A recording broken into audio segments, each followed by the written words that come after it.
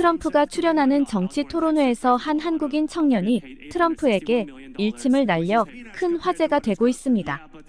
트럼프는 당황한 듯 같은 말만 반복했고 그곳에 있던 청중들은 그 한국 청년에게 박수갈채를 보냈는데요. 무슨 일이 있었던 건지 오늘의 사연 들어보겠습니다. 그 전에 잠깐 구독과 좋아요는 영상 제작에 큰 힘이 됩니다. 안녕하세요. 저는 조시라고 합니다. 하버드를 졸업하고 현재는 변호사로 일하고 있지만 이 자리에 오기까지 참 많은 일이 있었습니다. 저는 사실 어려운 가정 환경에서 자랐습니다. 아버지께서는 제가 어린 나이에 돌아가셨고 그때부터 어머니와 둘이서 힘겹게 생활을 이어갔죠. 어머니는 남편 없이 자식을 홀로 키우기 위해 여러 곳에서 일을 하셨지만 저희 집의 형편은 늘 빠듯했습니다. 한 달 중 며칠은 제대로 된 식사를 할 수 없을 때도 있었고 병원비를 걱정해 아픈 몸을 참아가며 지내야 했던 시절도 많았습니다. 어머니는 언제나 미소를 잃지 않으셨지만 어머니가 힘겹게 일하시고 쪽잠을 주무시는 모습을 보며 혼자 눈물을 닦았던 날이 참 많았습니다. 그래서 더 성공하려고 애를 써왔지요. 제 삶에 빛이 찾아오기까지 어릴 적 주변에서 받은 사랑과 나눔이 없었다면 저는 이 자리에 있지 못했을 겁니다. 이웃들은 가끔 우리 집에 따뜻한 음식을 가져다 주셨고 복지센터에서는 저에게 장난감을 선물해주기도 했습니다. 유치원 선생님들은 제가 조금이라도 힘들어 보이면 옆을 지키며 달래주셨고 필요할 때에는 옷이나 학용품까지 챙겨주셨죠. 늘 사랑을 표현해주신 덕분에 저와 어머니는 세상에 혼자가 아니라는 생각을 가질 수 있었어요. 이런 관심과 배려가 없었다면 저는 하버드는 물론이고 중학교, 고등학교를 무사히 졸업하기 힘들었을 겁니다. 고등학교를 졸업하고 하버드 대학교에 입학하게 되었을 때 그 기쁨은 말로 표현할 수 없었어요. 저를 위해 고생하셨던 어머니의 얼굴에 드리워진 미소, 그리고 그 미소 속에서 느껴졌던 눈물이 제 인생의 목표를 새로이 만들어 주었습니다. 저를 키워주신 많은 사람들에게 감사와 사랑을 돌려드리고 싶다는 것이었습니다. 그런 이유로 저는 법을 공부하기로 결심했습니다. 사회적 약자를 보호하고 누군가에게 힘이 되는 존재가 되고 싶었어요. 하버드 법대에서 치열하게 공부하는 과정은 결코 쉽지 않았습니다. 법이란 공부를 해도 끝이 없어서 포기하고 싶을 때도 몇 번 있었습니다. 하지만 세상의 불의를 마주할 때마다 제 마음속에서 우러나는 확신이 저를 붙잡아 주었습니다. 사랑과 도움은 나눌 때 가장 빛나고 힘든 상황에 있는 사람을 돕는 것이야말로 제 인생에서 가장 가치 있는 일이라는 신념이었습니다. 하버드에 다니던 중 운명처럼 정치 토론회에 초대될 기회가 찾아왔습니다. 이 토론회는 저에게 특별한 경험이었는데 그곳에는 당시 재선 후보로 나선 도널드 트럼프 전 대통령이 초대된 상태였습니다. 트럼프의 정치적 발언들은 늘 논란을 일으켰지만 특히 그는 동맹국들에 대한 방위비 부담과 미국 우선주의 정책으로 유명했죠. 저는 그의 연설이 조금 불안했습니다. 하지만 설마 그가 실제로 어떤 발언을 할지, 그리고 그 발언이 제 마음속 깊은 불편함을 건드리게 될지는 상상도 못했습니다. 토론회가 시작되었고 트럼프가 연단에 올라오자 청중들의 이목이 집중되었습니다. 그는 특유의 카리스마로 청중을 압도하며 강한 어조로 미국의 힘과 정책을 설명하기 시작했죠. 그는 연설을 통해 미국이 한국을 방어하기 위해 주둔 중인데 한국은 아무것도 부담하지 않고 있다며 비난을 이어갔습니다. 그런 말을 할 때마다 트럼프의 목소리에는 비판과 경멸이 섞여 있었습니다. 마치 한국이 미국의 지원을 당연하게 여기고 있는 듯이 말했죠. 그리고는 한국이 얼마나 부유한 나라냐며 내가 대통령이 되면 한국에게 연간 100억 달러를 받아낼 것이라는 발언까지 덧붙였습니다. 저는 순간 굉장한 불안감과 불쾌감을 느꼈습니다. 같은 미국인으로서도 그의 발언이 지나치게 이기적이라는 생각이 들었고 돈으로만 국가 간의 관계를 평가하는 모습에 실망을 금할 수 없었습니다. 그의 강경한 태도에 청중들은 말없이 듣고만 있었고 진행자마저 어색하게 미소를 지으며 무거운 분위기를 끌어올리려 했지만 소용이 없었습니다. 사람들은 어쩔 줄 몰라 하며 조용히 자리에서 그의 말을 듣고 있었습니다. 그러던 그 순간 저 멀리에서 한 청년이 손을 번쩍 들었습니다. 짧은 검은 머리에 와인색 후드를 입은 젊은 동양인 청년이었습니다. 그는 과감하게 손을 들고 진행자에게 발언권을 요청했습니다. 그 순간 토론장은 숨소리조차 들리지 않을 만큼 정적이 감돌았습니다.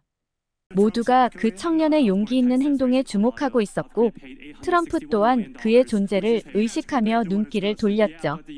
그 청년의 발언이 토론회의 흐름을 어떻게 바꿀지 저는 숨죽이며 그의 입을 주시했습니다. 청년은 단호하고 자신감 넘치는 목소리로 입을 열었습니다. 대통령님, 한국이 주한미군 주둔에 아무것도 내지 않는다는 주장은 사실이 아닙니다. 그의 단호한 발언에 청중들은 다시금 숨을 죽였고 트럼프의 얼굴에는 짧은 당혹감이 스쳐 지나갔습니다. 그 청년은 당황하지 않고 이어서 말했습니다. 한국은 매년 방위비로 8억 6,100만 달러를 지급하고 있습니다. 그의 발언은 명확하고 일관성이 있었으며 어떠한 흔들림도 보이지 않았습니다. 트럼프는 그 청년을 묵살하려는 듯이 웃으며 말했습니다. 당신, 한국 사람인가? 그러나 그 청년은 태연하게 대답했습니다. 아닙니다. 저는 텍사스에서 태어나 콜로라도에서 자랐습니다. 어디서 태어났는지는 중요하지 않습니다. 저는 단지 사실을 바로잡고 싶었을 뿐입니다. 그의 담담한 대답에 청중들은 박수를 보내기 시작했고 저 역시 가슴이 벅차올랐습니다. 트럼프의 거센 발언에도 굴하지 않고 자신의 의견을 당당히 내세우는 이 청년의 모습은 청중들에게 깊은 인상을 남겼습니다.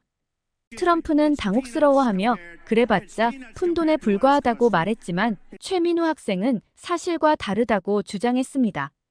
트럼프는 결코 물러서지 않으며 그것은 푼돈에 불과하다는 말을 반복했고 그 사이에 관계자가 최민우 학생의 마이크를 빼앗아 발언이 이어지지 못했습니다. 청중들 중 일부는 그 상황에 고개를 갸우뚱했습니다. 근거 없이 푼돈에 불과하다고 주장하는 트럼프와 마이크를 빼앗는 관계자들의 태도는 약자를 무시하는 것이었으니까요. 최민우라는 이름을 가진 이 학생은 출신이나 국적에 얽매이지 않고 단지 잘못된 발언을 바로잡고자 하는 순수한 마음으로 그 자리에 선 것이었습니다. 진행자마저 그 모습을 지켜보며 당황한 듯 보였습니다. 토론회가 끝나고 친구 에일리와 대화를 나누던 중 저는 이 청년이 하버드 경제학과에 재학 중인 최민우라는 사실을 알게 되었습니다. 그리고 놀랍게도 그는 하버드 대학교에서 이미 유명한 인물로 일본의 아베 총리에게도 위안부 문제에 대해 당당하게 질문을 던진 적이 있었다는 이야기를 들었습니다. 그의 용감한 모습은 단순한 돌발 행동이 아닌 신념을 지키기 위한 꾸준한 노력의 일환이었던 것이죠.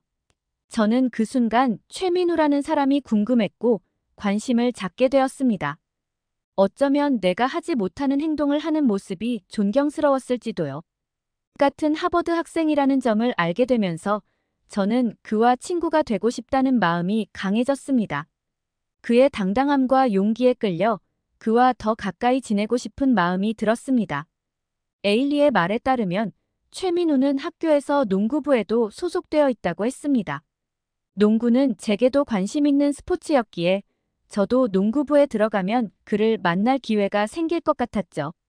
저는 곧바로 농구부에 가입했지만 운이 따라주지 않았습니다. 제가 가입한 후로 최민우는 더 이상 농구부 활동을 하지 않는다고 들었죠. 타이밍이 이렇게 어긋날 수도 있구나 싶었어요. 이후에도 캠퍼스를 돌아다닐 때마다 혹시나 그를 마주칠까 두리번거렸지만 끝내 그와 직접 만날 기회를 얻지 못했습니다. 그의 당당한 모습이 제 머릿속에서 떠나질 않았고 그의 영향으로 저는 그와 그의 태생인 한국에 대한 궁금증이 커져갔습니다. 한국 사람들은 다들 저렇게 용맹한가? 한국에 가보고 싶다라는 생각을 많이 했죠. 그러던 중 우연치 않게 한국을 여행할 기회가 생겼습니다. 저는 한국이라는 나라가 어떤 곳인지 궁금했고 그가 지키고자 했던 가치들을 더 깊이 이해하고 싶었습니다. 인천공항에 도착한 순간부터 한국은 저를 놀라게 했습니다. 사실 아시아권이라 시설에 대한 기대감은 크지 않았는데요. 제가 머물던 뉴욕 공항과 비교해도 인천공항은 너무나 깨끗했고 입국 심사도 금방 끝났습니다. 모든 것이 시스템화되어 있어 제 짐도 빠르게 나왔고 출입 절차도 매끄럽게 진행되었어요. 정말 첫날부터 편안하게 여행을 시작할 수 있었던 데다 공항에서 작은 청소 로봇이 바닥을 닦고 있는 모습이 신기해서 입을 다물 수가 없었습니다. 와, 정말 한국은 최첨단 기술을 일상 속에 잘 녹여냈구나 하고 생각하게 되었죠. 다음 날, 저는 서울의 랜드마크인 롯데월드 타워를 방문했습니다. 하늘을 찌를 듯한 타워를 보니 정말 미래 도시에 온 것 같았어요. 엘리베이터를 타고 전망대에 오르며 보게 된 서울의 전경은 말 그대로 장관이었습니다. 한참을 멍하니 야경을 보며 서 있는데 불현듯 최민우 동문의 당당한 얼굴이 떠오르더군요. 저녁이 되어 한강공원에 갔을 때는 또 다른 놀라움을 느꼈습니다.